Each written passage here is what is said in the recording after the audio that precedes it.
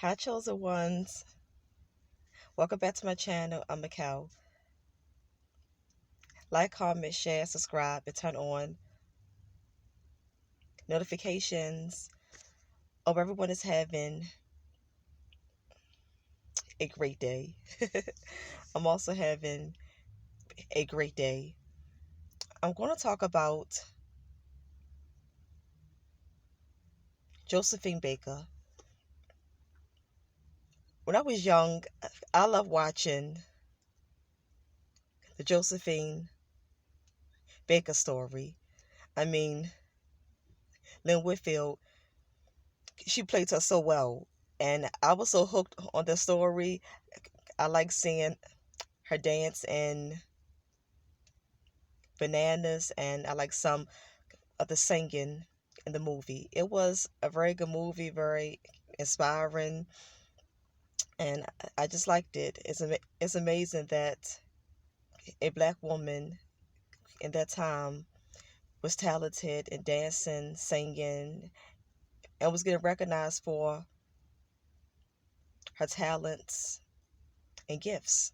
So I'm going to be showing a documentary on the life of Josephine Baker, and I'm going to stop and pause it and talk in between of it to analyze what's going on, or to analyze the situation, what they're talking about. I'm not going to beat around the bush. I'm not going to waste any more time. I'm going to get right into it. So let's get started.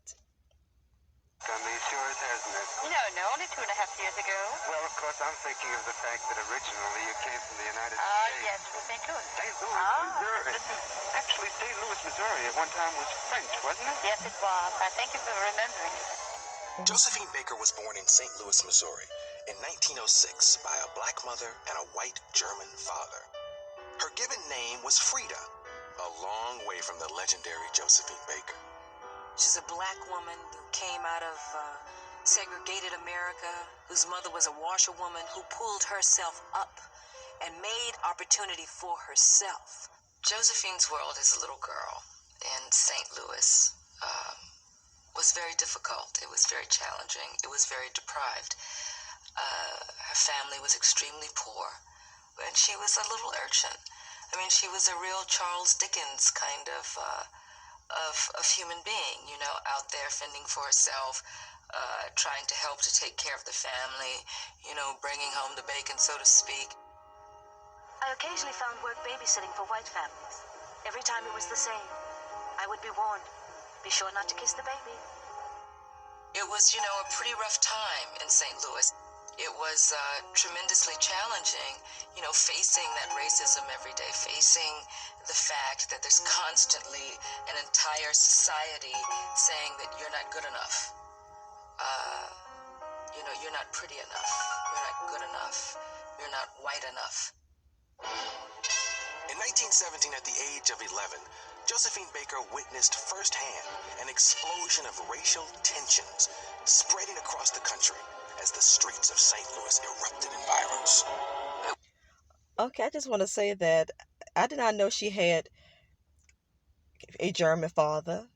Either both her parents were black or African American, or what I should say. But I thought she had two African American black parents. I did not know she had a white father. I'm surprised and shocked to hear that her father was German. I'm so surprised because all this time I did not know she had a white father. Like you say, her mother was a washwoman. She was born into poverty. She was dirt poor.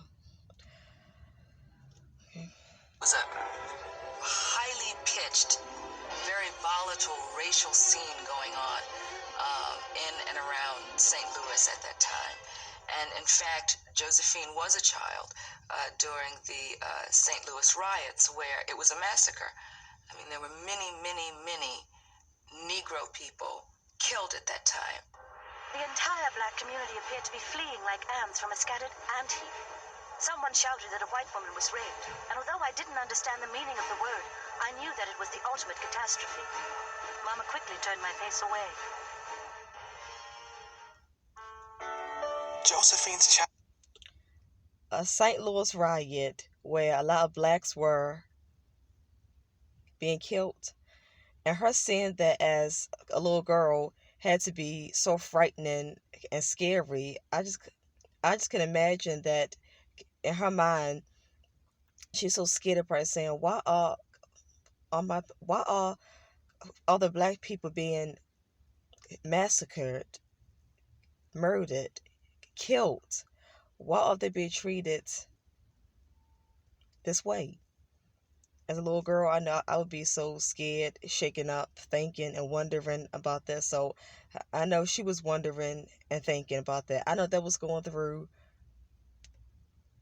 her head. It was so crazy back at that time. Childhood was a very difficult one, leading her to leave St. Louis by the age of 15, already having been married twice. When Josephine was 11 and 12, she was very difficult. She was even working on the street, on Market Street, and going with men for $1. The mother was horrified, and that's why Josephine's mother married Josephine at 13 years of age. She has 2 early marriages. They don't work out. She doesn't hesitate to leave the guys. And again, women at that particular time weren't supposed to walk out on men. They weren't supposed to walk out on marriages. But Josephine Baker says, what the heck? And then she just pushes herself on. Josephine's first step into show business was as a backstage dresser in 1919, traveling with vaudeville's Dixie Steppers. And by 1921, Josephine was headed to New York with Cecil and Blake's Shuffle Along. Baker wants to audition for the chorus, and she goes in to audition. And the way that Baker tells the story is that she was rejected because she was too young, too thin, and too dark. She later went back and she auditioned again wearing a very light powder. And she was hired to work backstage.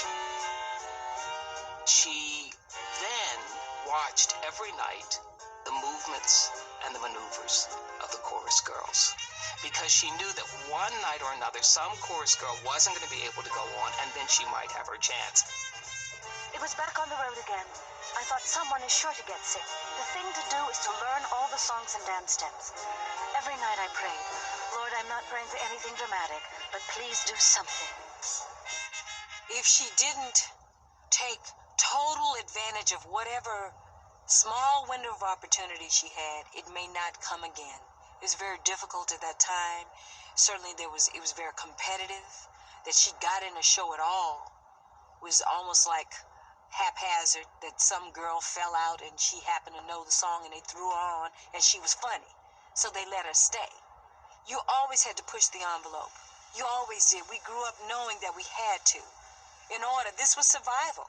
The chorus girls at this time were... Oh, we'll find out so much more. At an early age, she already had 2 marriages. At a young age, she was already married 2 times. And then she was on the street selling her body. She was prostituting. But she was dirt poor, so I guess she's trying to do anything for money and to survive. So she prostituted and sold her body because she wanted money and she's trying to make it. And then she got a line as a chorus girl.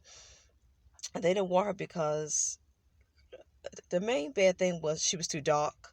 Back at that time, black females had to be light bright and damn near white just to be accepted and get jobs. It's that colorism stuff. It's sad. Brown and dark skinned females always have it hard because of color. All that color struck and colorism stuff, it doesn't make any sense. and they didn't want her because she was too dark. But it should be better. It's true. Blacks always got to be so much better, all because of their color. Blacks are discriminated against because of the color of their skin. So black people always got to work extra hard and be 10 times better just to make it and get recognized and get approved. It is so sad. But I'm not going to play this whole thing. I'm going to be fast forwarding to other parts because I don't want this video real long Thing and drawn is out. that once she really was on that stage and she saw that audience. I don't want to make this real drawn out. So I'm going to be She was asked fast to forward perform in to the authentic Negro see a lot review, of parts. La Revue Neg, a show that would turn the passion of Europe to the boiling point and launch Josephine's spectacular career. Our first recognition in Paris was with La Revue Nègre, more especially in the dance number La Danse de Sauvage, which was so sexual that everything went on but penetration with Joe Alex, a black African who had been brought to give some more color to La Revue Nègre. Joey Alex choreographed the dance, and of course he partnered her in it as well. And he was the one who carried her on stage on his back. She was doing the splits on top of his shoulders, and he laid her down on the stage, and a scream of salutation burst through the audience. Driven by dark forces I didn't recognize, I improvised, crazed by the music. The overheated theater filled to the bursting point, the scorching eye of the spotlights. Each time I leapt, I seemed to touch the sky, and when I regained Earth, it seemed to be mine alone. What happens with Josephine Baker, the extraordinary thing, is that once she really was on that stage and she saw that audience, she knew intuitively that this was something that had been awaiting her all of her life. It was as if her whole life led up to that moment. And she just tore up that stage. She was bold in a way and daring in a way that had never been seen before. For a woman to come out on stage naked in a split, upside down, being carried on a man's back with just some feathers. Honey, the world was gagging, child. Can you imagine? I mean, there must have been some heart attacks in that audience. There had to be. They didn't know what I'm sure the first night she did that, they probably had this Paris stayed open all night long because they were just gossiping honey, have you seen her? Have you seen it, child? Paris was reeling with the heat generated by Josephine's African sensuality. And at only 19 years old, she was already more than just another performer. Josephine Baker pushed an envelope not only for black women, but for women, period, that she was coming out with pure freedom. She was coming out with no limitations, whether it's on how she gyrated and moved her body or her nakedness. She was proud of herself, and she loved herself in a way that allowed women to see the beauty in their own selves. And the whole time she wore her womanhood like a shroud that made people bow down to it. And that's something that we as women need to remember and not run away from, that we can embrace womanhood, we can embrace femininity, and still go out there and kick some ass, because she did it her whole life. Part of the wonder that is Josephine Baker has always been uncovering the mysteries of her life, which are often hidden in the myth and the legend. But all of it is magic. It's a bit like beauty's in the eye of the beholder. Maybe truth is all. What made it very specific and original was that she really infused her personality in it. You know, it was not about, I'm doing these step.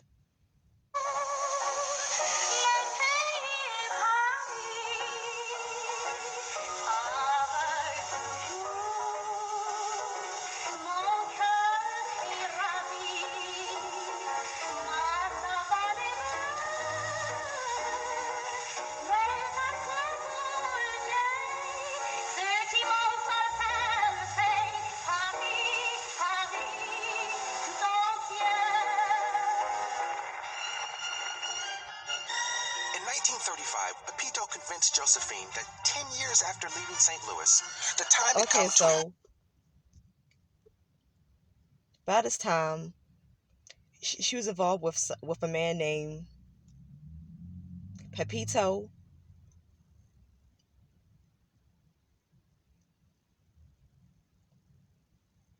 Pepito was her lover and manager. He was managing her career. So she was performing and dancing in Paris, but he wanted her to come back to America to dance and perform, but she wasn't ready to come back to America because she knew America was racist and did not accept Black Americans. But in Paris, it's like in Paris it wasn't no racism. Black Americans was more accepted in Paris. So because she had the fear that America would not accept her, she didn't want to come back to dance and perform in America. But her boyfriend and lover at the time, Perpedo, he wanted her to come back to America to dance and perform, and it did not turn out right. Race her fears of returning to the United States and star in the Ziegfeld Follies.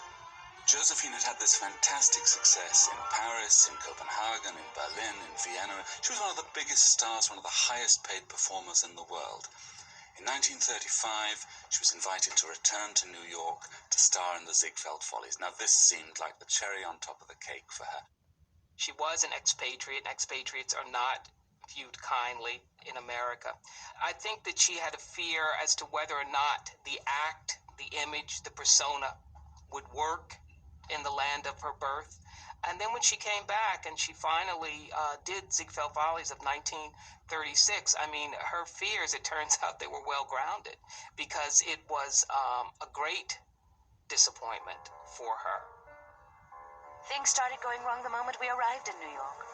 Since Pepito and I weren't married, we had to book separate hotel rooms thanks to one of those puritanical American laws that promote hypocrisy.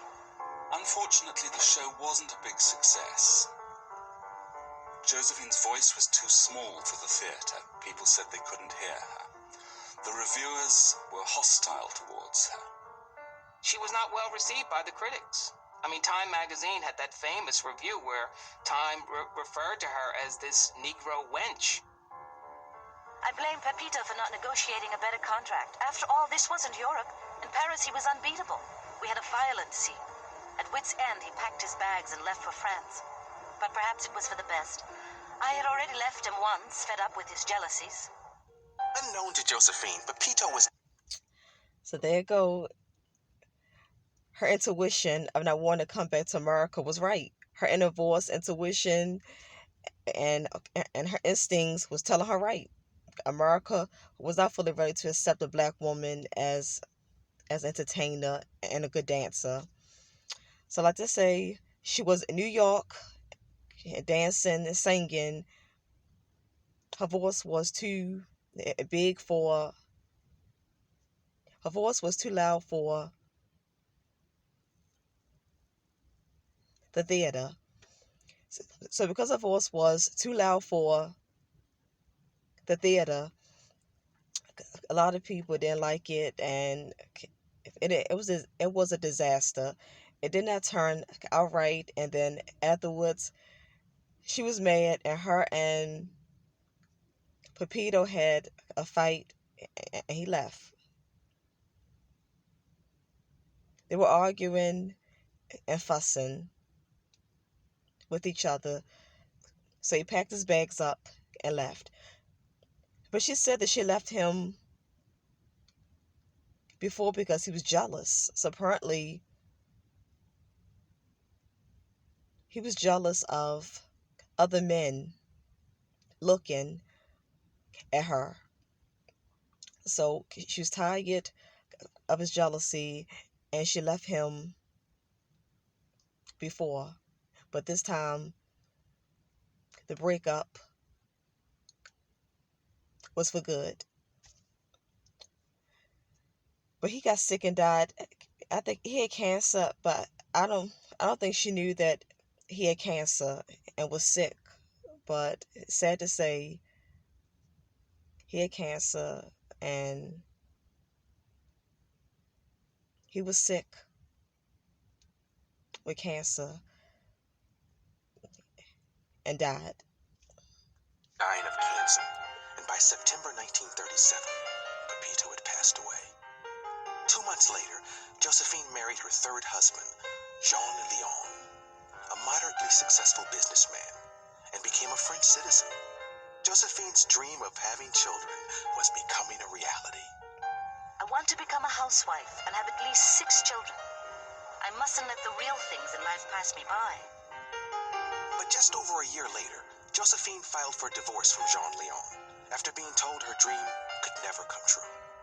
One day I felt a twinge of pain in my stomach, then sudden agony. The doctor hurried in. There was nothing he could do. I lost my baby. I lost the only thing that bound Jean Leon and me together. I knew then that Jean and I were through. Your favorite song, of course, is True Love. It was sad. She lost a baby. She was pregnant and she had a miscarriage and lost her baby. That is real sad. But I think she couldn't have children because later on she adopted a lot of children and she called it her rainbow tribe. She adopted children from all nationalities. She had children from different races, ethnicities, and backgrounds. So she had black, white, Indian, Chinese. She had children from all races. So she called them her rainbow tribe. Yeah, but I'm going to skip some more. Boy, it must be. It's the one you start. The store club had not served her. Walter Winchell, the Let's most talk about, powerful man so she went to the store club restaurant and she wanted some steak, but they would not serve her because she was African American. And the reporter at that time, Walter Winchell's, he was racist. I think he was calling her a Negro wench. I was talking about how she made a big ordeal about the store club restaurant. It's called something like that. She made a complaint saying that they did not want to serve her, but at that time they didn't serve African Americans, so she probably should have went there. But she was bold and was trying to push in civil rights. She wanted everyone to be, she wanted everyone of all races to be united with each other. But at that time she couldn't do it because they wasn't ready to integrate and unite at that time. White America was not ready to unite and integrate at that time. Media was outraged when Josephine blamed him for not coming to her rescue in the press. A war of words was on. Turning to someone right at the top of my drop-dead list, Josephine Baker, self-proclaimed Joan of Arc of the colored races and communist sympathizer.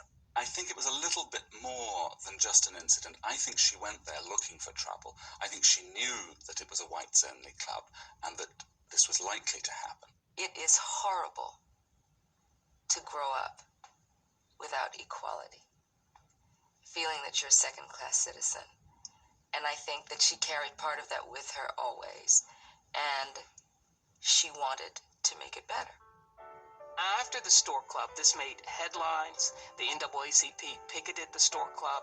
And what Josephine Baker, in essence, was saying, that in the most sophisticated of circles, in the most sophisticated of cities, New York, racism was still there. She was a person that embodied absolutely, if you don't stand for something, you fall for anything.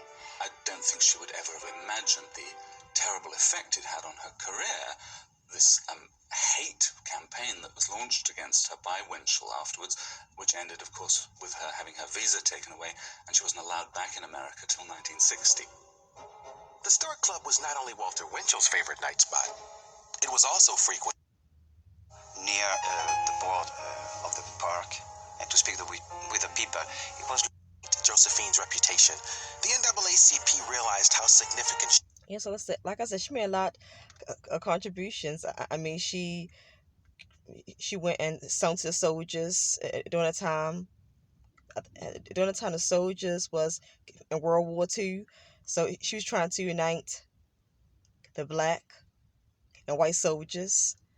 So she was trying to really integrate and bring in civil rights. And as a female, I'm proud of her because she's taking on a huge task, and she was strong, brave, and courageous at trying to do it. she and her message were by holding a parade in Harlem and naming May 20th, 1951 as Josephine Baker Day. It was looking like So, three monkeys in this is a her cage. adopted son. First, it was Her adopted son is talking about her. Like I said, she adopted a whole bunch of children because she could not have children. So she wanted children so bad that she kind of went overboard and adopted too many children. an instinct for her. She looked whatever in an orphanage or places, and I like this one, I like this one. And try legally, illegally to take back to France those children. And after, in 1957, we became officially legally adopted.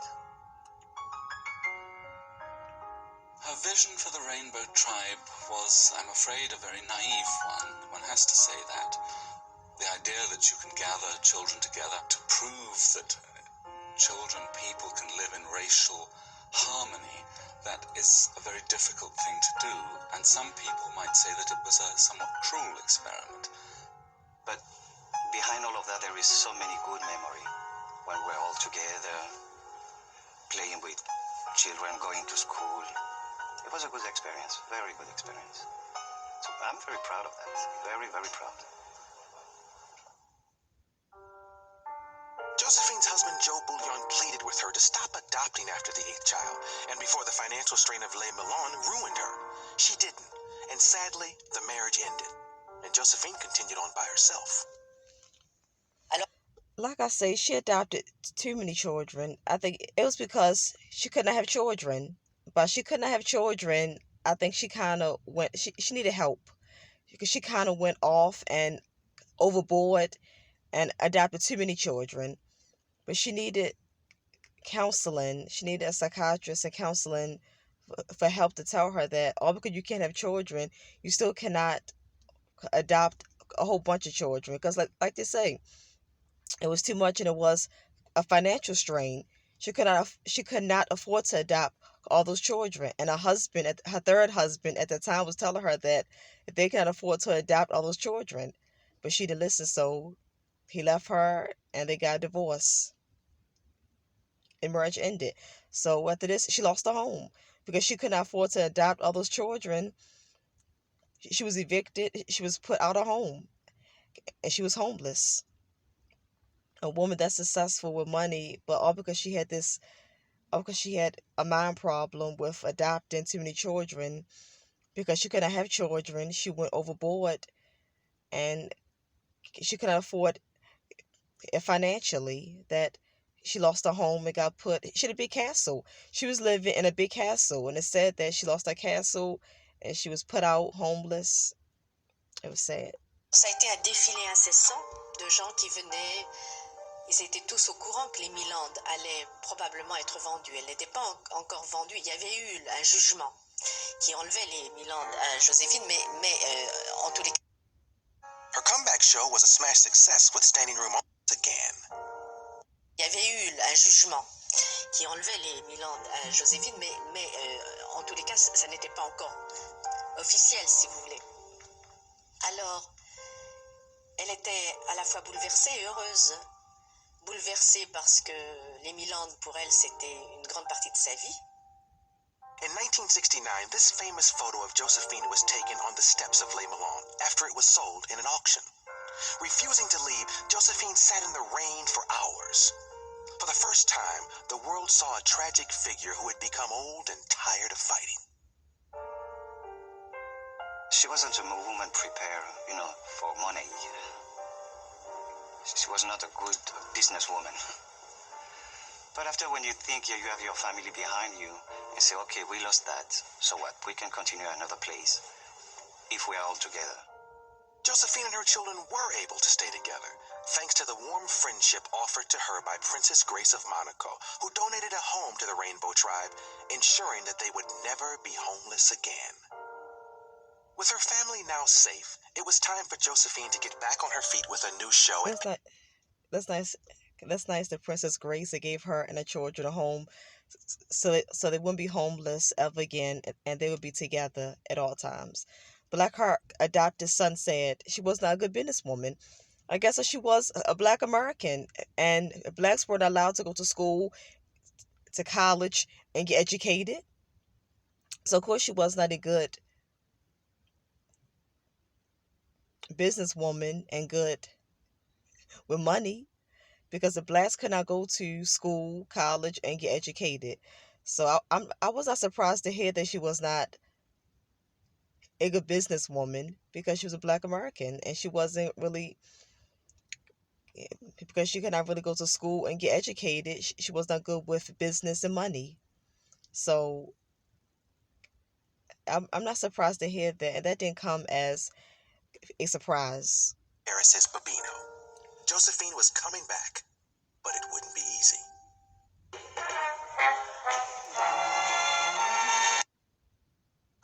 Josephine had strong love, she had strong hates, she had great... In New York to go, try one more time, you know? Okay, so she was doing her last performance. And to sing for the American people. She won that. She won that. This time, Josephine would not get what she wanted. She never came back to the United States to sing again. Her comeback show was a smash success with standing room only in Paris. But tragically, on April 12, 1975, after only 4 performances, Josephine had sung her last verse and danced her last step.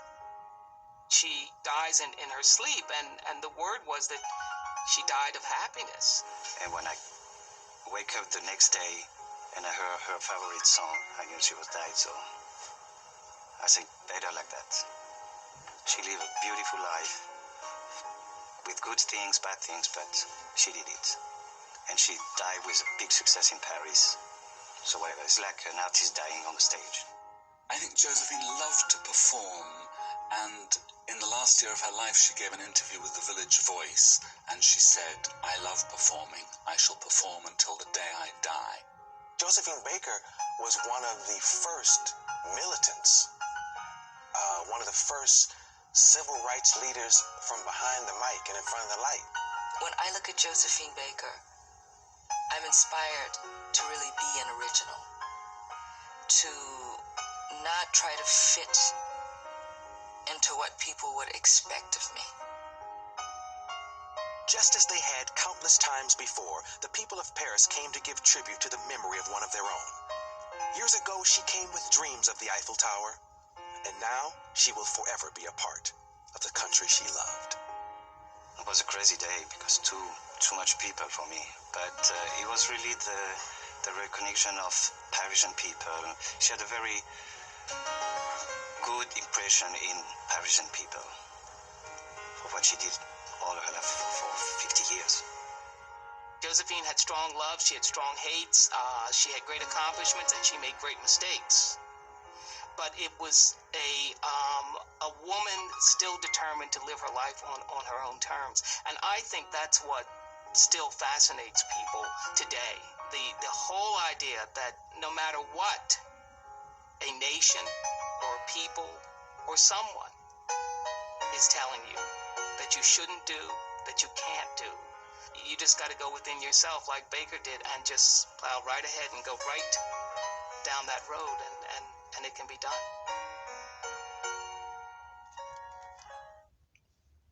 Yeah. Like I said, her story is so amazing. Her story always inspired me. From a little girl, I watch her movie. I watch the Josephine Baker story. I watch that movie all the time. I know my mother was probably sick and tired of me watching that movie, but I watched that movie because her story is touching. So I watch the movie like every week. I watched it so much. But like I say, her last performance was in Paris, and she died in her sleep.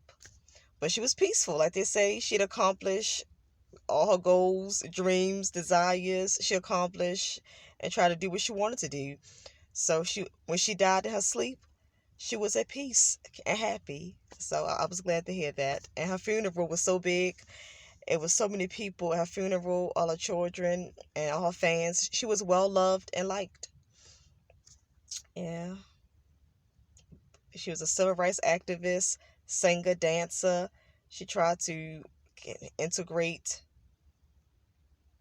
blacks and whites, but white America wasn't ready for that at that time. And like they said, Josephine did things on her own terms. I mean, she was married young and she left her marriages. Back in the day, women were afraid to leave their husbands. But she left her husbands. She left both of her marriages. So she was a strong woman, very, very strong, strong-willed, brave, and determined. She was fierce. She did what she wanted to do. Like they say, she did what she wanted to do. And she wasn't afraid. And she didn't care what no one thought. Like they say, she lived life on her terms. She, she lived life on her own terms. And that's how we all should be. We should all live life on our we should all live life on our own terms and do what we want to do. Do what makes us happy inside. Because doing what make you happy, doing what you love and doing what you love and doing what make you happy is success. If you do what you love and what make you happy, then you are successful. And I'm talking fast because I got to go soon. My camera is going to die soon, and I have to wrap this up, so I'm talking real fast. So excuse me for stumbling and fumbling, because my camera is dying soon, and I have to end this, so I'm talking real fast. But like I say, I'm going to start a series on black and white entertainers in Hollywood. I'm going to be doing a series on black and white, male and female entertainers in Hollywood. I'm going to be showing their life stories and analyzing their life stories and their career. I'm going to start a series on this. I think next I'm going to do a documentary on Dorothy Dandridge. I like her story too. She's amazing and inspiring. Halle Berry played her in a movie. I liked her movie too. So next I'm going to be doing a documentary and analyzing and speaking on the life and career of Dorothy Dandridge. So that's next. And let me know any entertainers that y'all want me to, any kind of entertainers back in the day, black, white, male, female, it doesn't matter. Any entertainers that came from back in the day. If y'all want me to do a documentary, analyze their life story and career, then drop it down in the comment section. Let me know what entertainers y'all want me to talk about and discuss their life. So drop the names of those entertainers in the comment section. I'm out of here. Again, I'm Macau. I hope y'all enjoyed this documentary on the life of Josephine Baker. I hope you all enjoyed it, got some information, and liked it. Okay, I'm Macau. Like, comment, share, subscribe, turn on notifications. I will see you all in my next video. Enjoy the rest of your day because I'm going to enjoy the rest of my day. I'm out. Peace. One love. One love.